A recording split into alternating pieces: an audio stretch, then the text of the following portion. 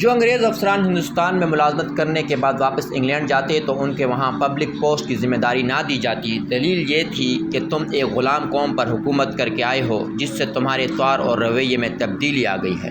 یہاں اگر اس طرح کی کوئی ذمہ داری تمہیں دی جائے گی تو تم انگریز قوم کو بھی اسی طرح ڈیل کرو گے۔ اس مختصر تعارف کے ساتھ درج ذیل واقعہ پڑھیے۔ ایک انگریز خاتون جس کا شوہر برطانوی دور میں پاک و ہند میں سول سروس کا آفیسر تھا۔ خاتون نے زندگی کئی سال ہندوستان کے مختلف علاقوں میں گزارے۔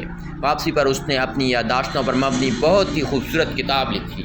خاتون نے لکھا ہے کہ میرا شوہر جب ایک ضلع کا ڈپٹی کمشنر تھا اس وقت میرا بیٹا تقریباً 4 سال کا اور بیٹی 1 سال کی تھی۔ ڈپٹی کمشنر کو ملنے والی کئی ایکڑ پر محیط رہائش گاہ میں ہم رہتے تھے۔ ڈی سی صاحب کے گھر اور خاندان کی خدمت گزاری پر کئی سو افراد معمور تھے۔ روز پارٹیاں ہوتی ہیں، شکار کے پروگرام بنتے، ضلع کے بڑے بڑے زمیندار ہمیں اپنے ہاں مدعو کرنا باعث فخر جانتے اور جس کے ہاں ہم چلے جاتے وہ اسے اپنی عزت افزائی سمجھتا۔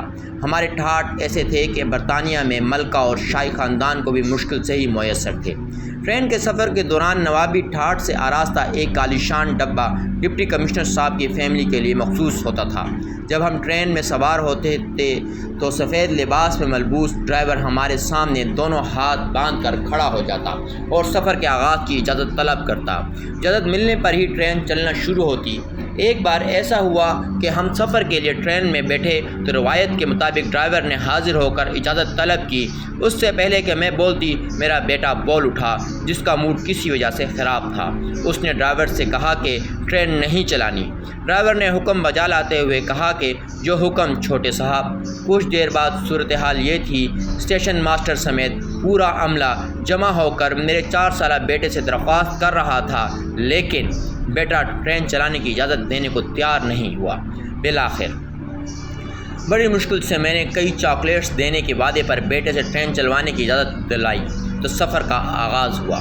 چند ماہ بعد میں دوستوں اور رشتہ داروں سے ملنے واپسی پر برطانیہ آئی۔ ہم بذریعہ بحری جہاز لندن پہنچے۔ ہماری منزل ویلز کی ایک کاؤنٹی تھی جس کے لیے ہم نے ٹرین کا سفر کرنا تھا۔ بیٹی اور بیٹے کو اسٹیشن کے ایک بینچ پر بٹھا کر میں ٹکٹ لینے چلی گئی۔ قطار طویل ہونے کی وجہ سے خاصی دیر ہو گئی جس پر بیٹے کا موڈ بہت خراب ہو گیا۔ جب ہم ٹرین میں بیٹھے تھے تو عالیشان کمپاؤنڈ کے بجائے فرسٹ کلاس کی سیٹیں دیکھ کر میرا بیٹا ایک بار پھر ناراضگی کا اظہار کرنے لگا۔ وقت پر ٹرین نے وسل دے کر سفر شروع کیا تو بیٹے نے باقاعدہ چیخنا شروع کر دیا۔ وہ زور زور سے کہہ رہا تھا یہ کیسا الو کا پٹھا ڈرائیور ہے، ہم سے اجازت لیے بغیر ہی اس نے ٹرین چلانا شروع کر دی ہے۔ میں پاپا سے کہہ کر اسے جوتے لگواؤں گا۔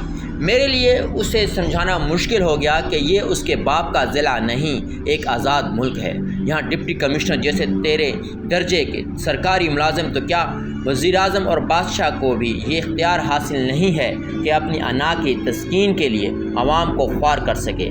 آج یہ واضح ہے کہ ہم نے انگریز کو ضرور نکالا ہے البتہ غلامی کے دیش سے نہیں نکال سکے۔ یہاں آج بھی کئی ڈپٹی کمشنر، افسر شاہی، وزراء، مشیران، سیاستدان صرف اپنی انا کی تسکین کے لیے عوام کو گھنٹوں سڑکوں پر ذلیل و خوار کرتے ہیں۔